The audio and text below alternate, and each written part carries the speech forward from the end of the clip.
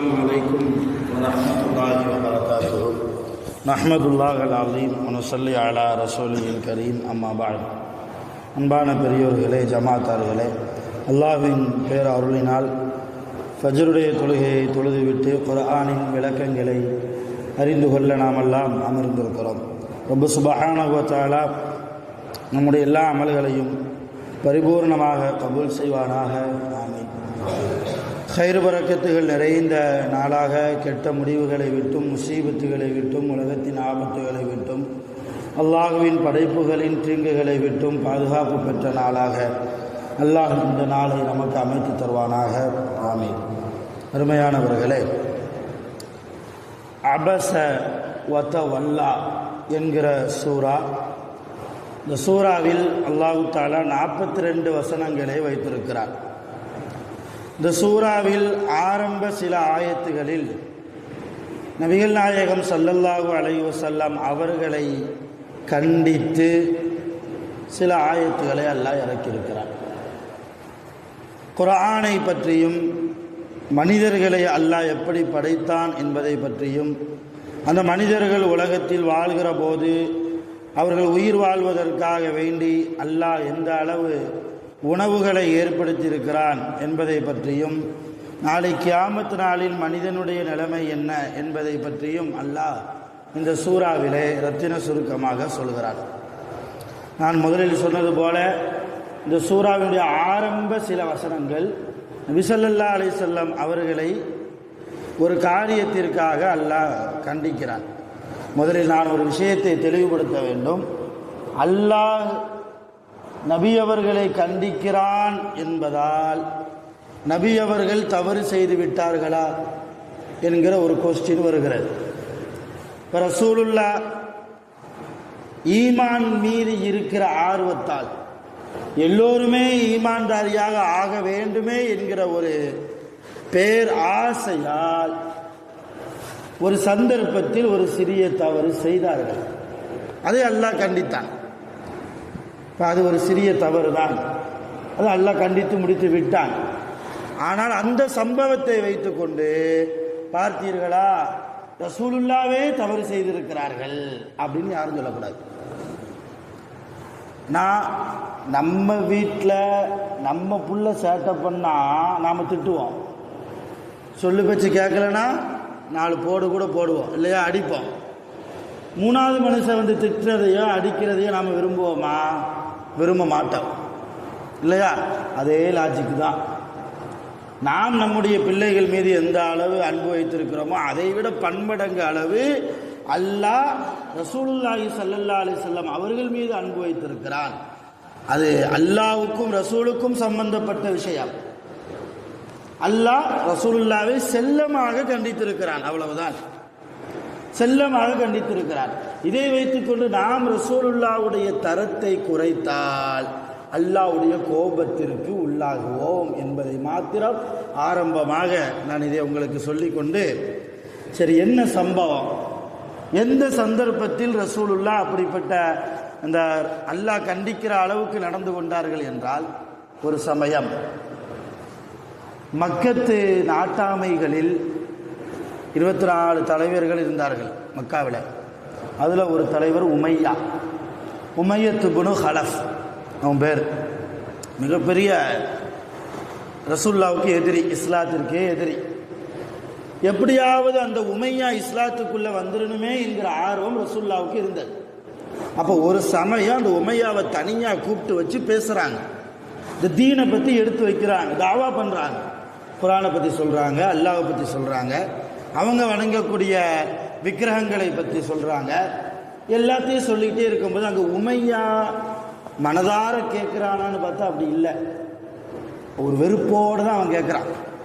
ஏதோ கூப்பிட்டுருக்கார், வரலன்னா விட மாட்டார், அதனால் கேட்போம் என்று வெறுப்போடு தான் கேட்டுட்டு இருந்தார். அந்த நேரத்தில் ரசூலுல்லாஹி ஸல்லல்லாஹு அலைஹி வஸல்லம் உமையாவுக்கு இஸ்லாத்தை பற்றி எடுத்துச் சொல்கிற அந்த நேரத்தில் கண்டறியாத ஒரு சஹாபி வந்தார்.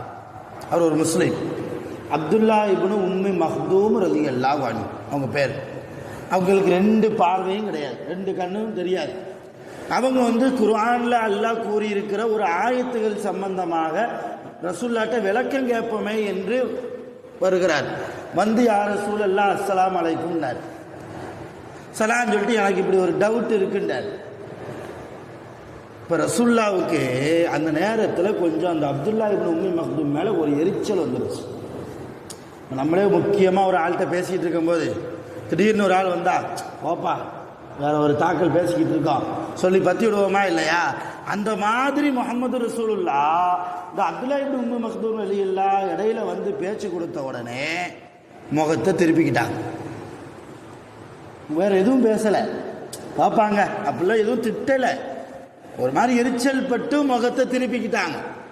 இதை கண்டித்து தான் அல்லாஹ் சொல்றான், அபஸ கடுகடுத்து கொண்டார், ஒத்த வல்லா முகத்தை திருப்பி கொண்டார், அஞ்சா அகுல் அமா நபியிடத்தில் ஒரு கண் தெரியாத சஹாபி வந்தபோது. அல்லாஹ் அப்பதான் கண்டிக்கிறான், அப்படி திருப்பலாம் கூடாது. என்ன எவ்வளோ பெரிய முக்கியமான விஷயம் யார்கிட்ட பேசிகிட்டு இருந்தாலும் யாராவது வர்றாங்களா கண்ணியமான முறையில் அவங்கள சொல்லி அனுப்பலாமே தவிர எரிச்சல் படுவதோ அவங்க மேலே வேகப்படுவதோ கோபப்படுவதோ கூடாது என்பதை விளக்குகிற ஆயத்து தான் இந்த சூறாவினுடைய ஆயத்துகள். அதனால தான் ரசூல்லா சொன்னாங்க, 2 பேர் தனியாக நின்று பேசுகிறாங்களா நீ அனுமதி கேட்காம உள்ளே போவாதன்னாங்க ரசூல்லா. 2 பேர் தனியாக என்னமும் பேசுவாங்க, தன்னுடைய குடும்ப விஷயத்தை பேசுவாங்க, வியாபார விஷயமா பேசுவாங்க, இல்லை வேற ஏதாவது பேசலாம், அவங்களுக்குள்ள பல ரகசியங்கள் இருக்கலாம். நீ 3வது மனுஷனா மூக்கு போய் தேவையில்லாமல் நுழைக்காதே என்றார்கள் ஸல்லல்லாஹு அலைஹி வஸல்லம். அவங்கள்ட்ட அனுமதி கேளு, இப்போ நான் வரலாமா உன்ட ஒரு விஷயம் பேசணும், தூரத்தில் நின்று சலாம் சொல்லி ஏதோ பேசிக்கிட்டு இருக்கீங்க வரலாமா, இல்லை நான் பிறகு வரவா, இப்படி கேட்டு அவர் அனுமதி கொடுத்தா பேசிட்டு போகலாமே தவிர இன்னைக்கு நிறைய இடத்துல நிறைய நபர்கள் மீது எரிச்சல் படுவதற்கு காரணம் இந்த மனுஷன் விவரம் தெரியாமல் நிலைமை புரியாமல் இப்போ உள்ள நுழைகிறாரே என்றுதான். அதைத்தான் அல்லாஹ் சொல்றான், வமா யுத்ரீக லஅல்லஹு யஸக்கா. நபியே, அந்த உமையாவுக்கு முக்கியத்துவம் கொடுக்கிறீர்களே, ஒரு சஹாபியை விட ஒரு முஸ்லிமை விட ஒரு உமையாவுக்கு, அவர் இன்னும் முஸ்லீமா ஆகலை உமையா, அவனுக்கு நீங்கள் முக்கியத்துவம் கொடுக்குறீங்களே, அவன் பரிசுத்தமாக ஆயிடுவான் அப்படிங்கிறது உங்களுக்கு தெரியுமா? அல்லது எத்தக்கரு ஃபதன்ஃபஅஹு திக்ரா, உபதேசம் செய்கிறீங்களே உங்கள் உபதேசம் அந்த உமையாவுக்கு பயன் கொடுக்கும் என்பது உங்களுக்கு தெரியுமா? அம்மா மனிஸ்தக்னா, அவன் உங்களை அலட்சியம் செய்கிறான், ஃபஅன்த லஹு தஸத்தா, ஆனால் நீங்கள் அவனைத்தான் முன்னோக்கி போகிறீர்கள். வமா அலைக்க அல்லா யஸக்கா, எந்த அவசியமும் கிடையாது, உங்க மேல தீனை சொல்றது கடமை, ஹிதாயத்து கொடுக்கிறது ஏன் பொறுப்புங்கிறான் அல்லாஹ். அதுக்காக வேண்டி ஒரு காஃபிருக்கு நீங்கள், இறை நிராகரிப்பாளர்களுக்கு நீங்கள் தீனை எடுத்து வைக்கிற அந்த நேரத்தில் ஒரு முஸ்லிமை நீங்கள் கடுகெடுத்துக் கொள்வீர்களா? ஒரு சஹாபியை நீங்கள் கடுகெடுத்துக் கொள்வீர்களா? அவர் எப்படிப்பட்டவர் தெரியுமா? அம்மா மன்ஜா அகயசா, அவர் ஆர்வத்தோடு உங்களிடத்தில் வந்தார், குர்ஆனை பற்றி தெரிந்து கொள்வதற்கு வந்தார், சட்டம் கேட்டு விளக்கம் கேட்டு வந்தார். வஹுவ யக்ஷா, அவர் அல்லாஹ்வை பயந்து கொண்டு வந்தார். ஆனால் அவர் நீங்க என்ன செஞ்சீங்க? ஃபஅன்த அன்ஹு தலஹா, அவரை நீங்கள் அலட்சியம் செய்கிறீர்கள். இப்படிலாம் செய்யக்கூடாது.